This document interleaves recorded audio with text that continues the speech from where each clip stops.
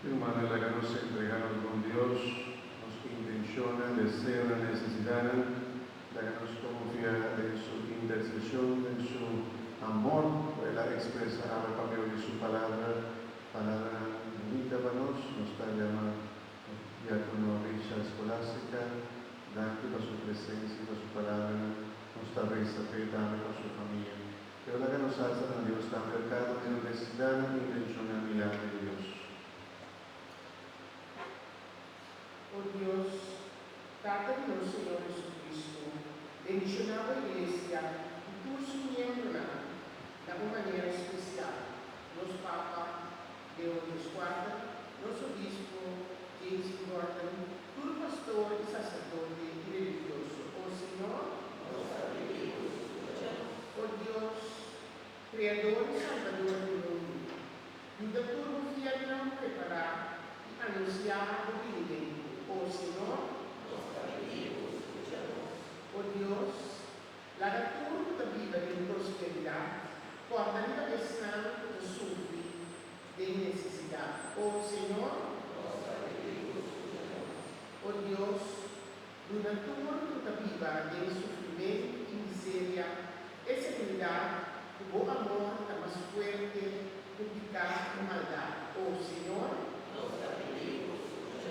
oh Dios, llena tu enfermo, paciencia, esperanza y durará a evidencia necesaria para cargar la cruz de personal de Cristo. Oh Señor, nos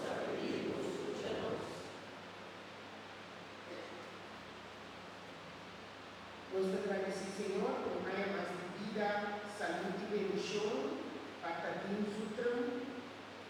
Y nos agradecemos, Señor, también por el cumpleaños de Diane, Vito y Rachel Brenton.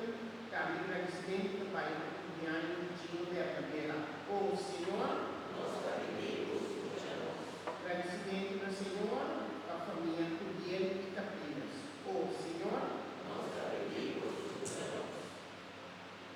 maraturnos humanos, o abayos delante y por sociedad y paz, cerca por, oh Señor, Nos pedimos, escuchemos. nos pedimos que es bendición.